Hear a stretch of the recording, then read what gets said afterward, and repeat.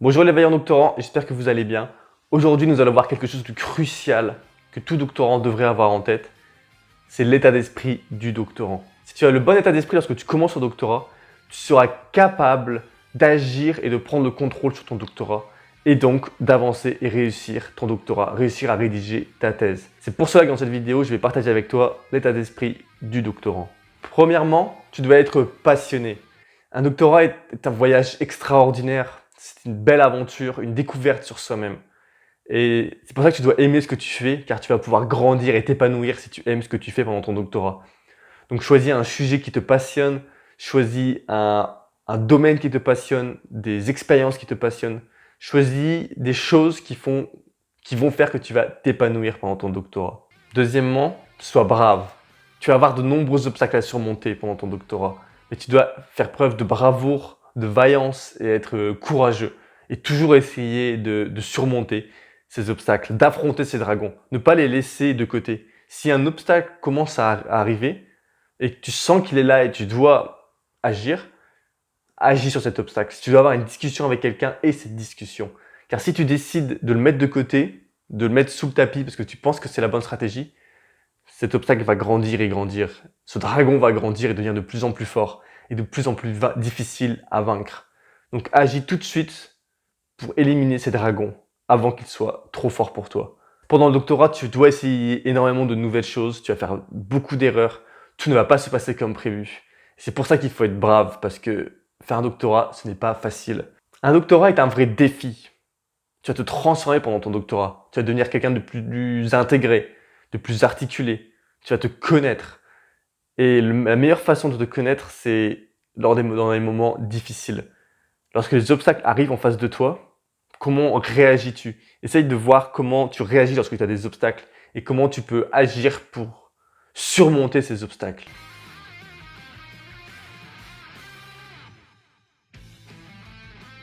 Troisièmement, sois vrai. Sois vrai avec toi-même et sois vrai avec les autres. Quels sont tes désirs? Que veux-tu accomplir? De quoi rêves-tu? Sois vrai avec toi-même. Écoute au plus profond de toi ce que tu veux accomplir, ce que tu veux réaliser, ce que tu désires. Est-ce qu'à ce moment-là, tu désires faire cette action-là ou est-ce que tu désires faire autre chose? Est-ce que tu es heureux de faire ton doctorat ou est-ce que ça te dégoûte et tu as de la haine envers toi lorsque tu fais ton doctorat?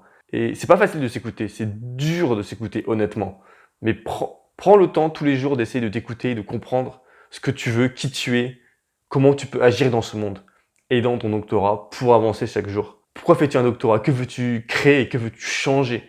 Est-ce que tu veux développer certaines compétences? Est-ce que tu veux enseigner?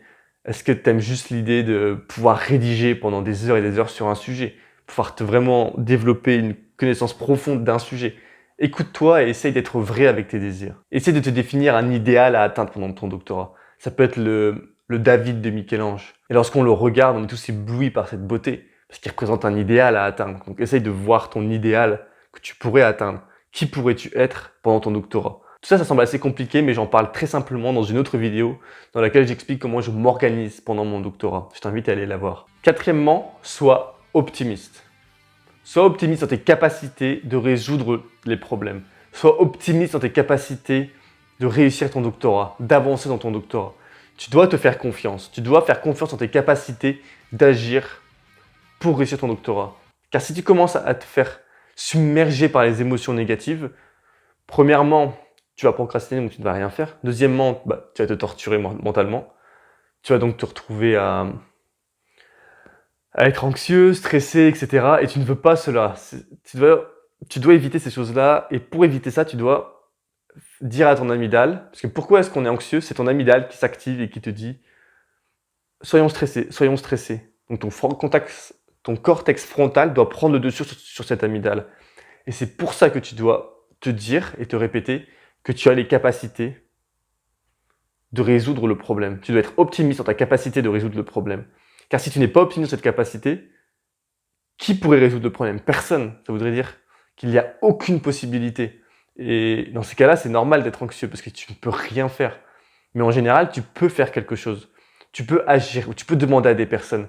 Et j'ai fait un article de plus de 3000 mots sur le sujet de l'optimisme en thèse que je t'invite aussi à aller voir. Cinquièmement, sois déterminé et n'abandonne jamais. Pendant le doctorat, tu vas avoir énormément d'obstacles à surmonter, de difficultés. Et si tu n'es pas déterminé, si tu décides d'abandonner à la moindre difficulté, tu n'arriveras pas à faire ton doctorat. Tu dois être capable d'avancer, toujours avancer. Let me tell you something you already know. The world ain't all sunshine and rainbows. It's a very mean and nasty place, and I don't care how tough you are, it will beat you to your knees and keep you there permanently if you let it. You, me, or nobody is gonna hit as hard as life. But it ain't about how hard you hit. It's about how hard you can get hit and keep moving forward. How much you can take and keep moving forward. That's how winning is done. Tous les points sur l'état d'esprit dont je viens de te parler sont connectés. Ils vont tous ensemble, car l'un sans l'autre ne fonctionne pas. C'est pour ça que tu dois être passionné, car tu dois être vrai avec toi-même. Et si tu es vrai avec toi-même, tu vas faire les choses qui te passionnent, et tu vas savoir pourquoi est-ce que tu fais les choses, et du coup tu seras déterminé pour faire ces choses-là.